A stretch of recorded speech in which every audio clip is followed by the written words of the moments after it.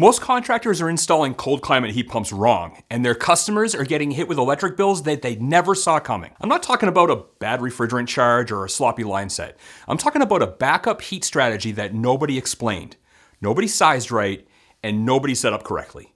And when January hits and that heat pump starts struggling, the homeowner picks up the phone and they're not calling to say thank you. I've been doing residential HVAC system design for a long time.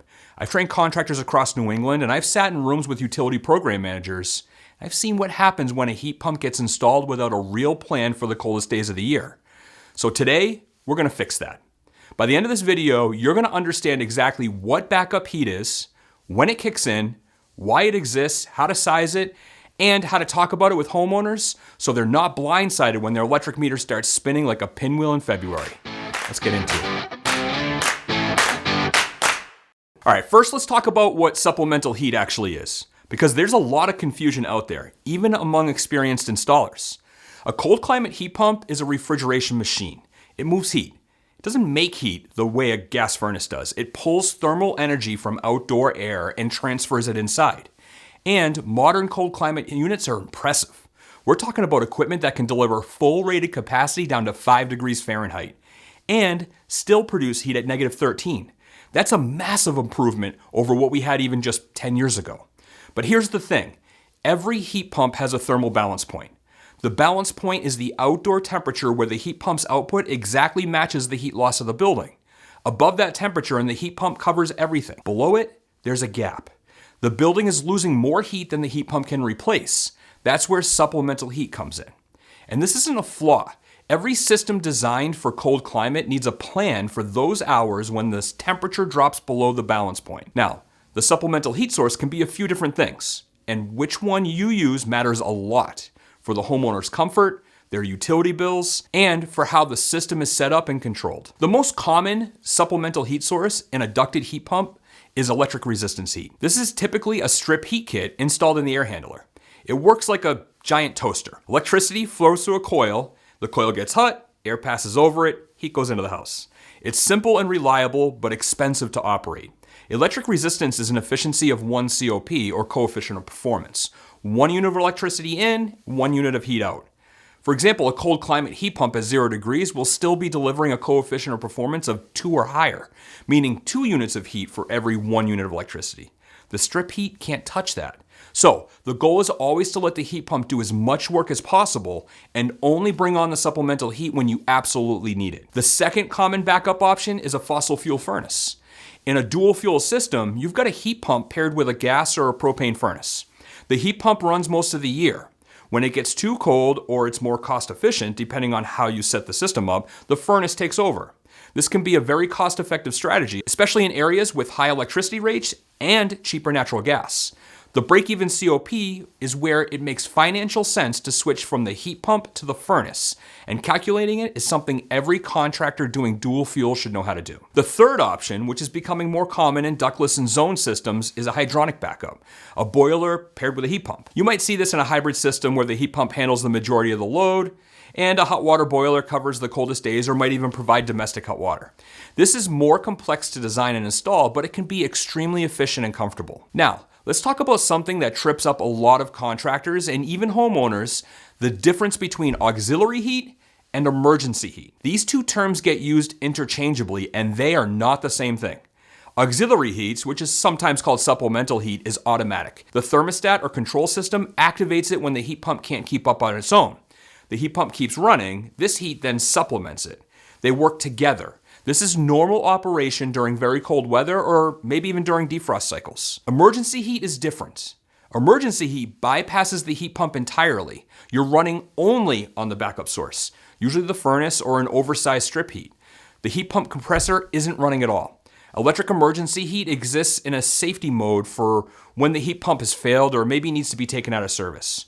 Running emergency heat all winter because a homeowner thinks it's warmer is one of the most expensive mistakes I've seen a homeowner make. I've talked to people who ran emergency heat for an entire month because they saw the word on the thermostat and thought it sounded more powerful.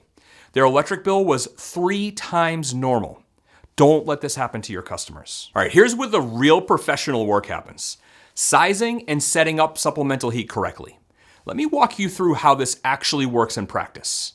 You've done a manual J load calc. You know the design heat loss for the house. Let's say it's 40,000 BTUs per hour at an outdoor design temp of 5 degrees Fahrenheit, which is a realistic design condition for a lot of New England homes and Midwest climates. You select a cold climate air source heat pump. Let's say it's rated for 3 tons, so 36,000 BTUs at 5 degrees. So at your design conditions, you've got a gap of about 4,000 BTUs. Believe it or not, that's relatively small.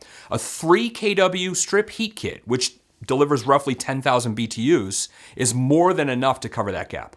You're not trying to size supplemental heat to carry the full load by itself. You're sizing it to cover the difference between what the heat pump produces at design conditions and what the building actually needs. This is an important mindset shift. Some contractors are still sizing backup heat the old way, sizing it to carry the full heating load as if the heat pump doesn't exist.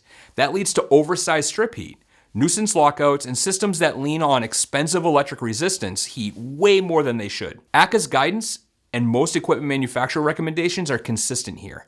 You size supplemental heat to cover the supplemental load, not the full design load, unless there's a specific reason to do otherwise. Now, how this heat is controlled is just as important as how it's sized. In a standard heat pump thermostat setup, there's usually a setting called the auxiliary heat lockout temperature or the balance point setting.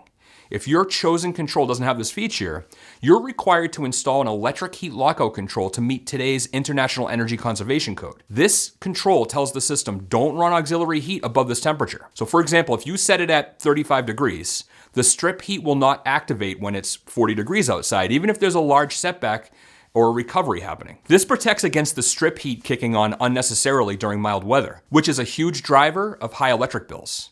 Most smart thermostats like Ecobee, Google's Nest, and others have this setting built in and it's adjustable. But you have to go in and set it. The factory default on some of these thermostats is not optimized for cold climate heat pump performance. One of the best things you can do as an installer is to set the balance point correctly during commissioning and document it for the homeowner. For dual fuel systems, that crossover point between the heat pump and the furnace operation is also usually set in the thermostat or that system control. This is sometimes called the outdoor temperature lockout for the heat pump, or the changeover temp. Some utility programs and equipment manufacturers have specific guidance on where this should be set based on local energy rates. NEEP, the Northeast Energy Efficiency Partnership, has published research on optimal changeover temperatures for dual fuel systems, and it's definitely worth reading if you're doing a lot of this work. All right, let me talk about something that doesn't get enough attention: the homeowner conversation before the system goes in. I've seen contractors sell a heat pump, install it beautifully, commission it correctly, and then get hammered on a Google review because the first electric bill came in higher than they expected. Not because the system was broken, but because nobody explained how to work it. When you're selling a cold climate heat pump in a cold climate, the supplemental heat conversation is not optional. It's part of the sale. You need to explain what this is, when it's going to run, and what it will cost to operate. In some cases, particularly in very cold climates or in houses with high heat loss, the electric bill during the coldest weeks of the year is going to be higher than what the homeowner's used to or expecting. If they find that out from their electric bill instead of from you, you're going to have a problem. Here's how I framed it. I'd tell homeowners the heat pump's going to handle 95 to 98% of your heating hours over the course of the year. The supplemental heat exists for those coldest days, maybe longer defrost cycles, and the occasional setback recovery when it's pretty cold out. It's like the spare tire in your car. You're not driving on it all the time, but when you need it, you're really glad it's there. That framing takes the mystery out of it. It sets realistic expectations and protects you when the February bill comes in. Okay, a few specific scenarios worth covering before we wrap up. All electric homes. More and more homeowners are going all electric, which means no gas, no propane, and definitely no oil. In these homes, the supplemental heat is always going to be electric resistance, whether that's strip heat in a ducted system or an electric baseboard or radiant. The efficiency case for the heat pump is even more important here because the electric supplemental heat is more expensive to operate all the time. In all electric homes, I strongly recommend setting the auxiliary heat lockout as low as the equipment will allow and making sure the building envelope is as tight as possible before you go all electric. A leaky house with a cold climate heat pump and electric backup heat is going to be an expensive house to heat. However, in new construction, you have the most flexibility. You can optimize the building envelope, right size the heat pump, and design a supplemental heat strategy from scratch. This is where an aggressive manual J is not optional. It's the foundation of everything. If you're doing new construction heat pump work and you're not doing load calcs, you're guessing. And your customers are definitely paying for those guesses. So here's the bottom line. Supplemental heat for cold climate heat pumps is not an afterthought. It's a core part of system design. You need to understand the balance point, size the backup heat correctly, set up the controls right, and explain the whole thing to the homeowner before the first cold snap hits. The contractors who are winning in the cold climate heat pump market right now are the ones who can have this conversation confidently, design the system correctly, and deliver results that match what they promise. That's how you build a reputation that carries you through the next 10 years of this industry. To get a complete framework for implementing this in your business and evaluating every weak link in your current process, watch the 15-point HVAC system design audit that shows you exactly where money's fallen through the cracks. Thanks for joining me this week at HVAC Pro Blog, where we provide advice for residential system design, quality installation, and system diagnosis. I'll see you soon.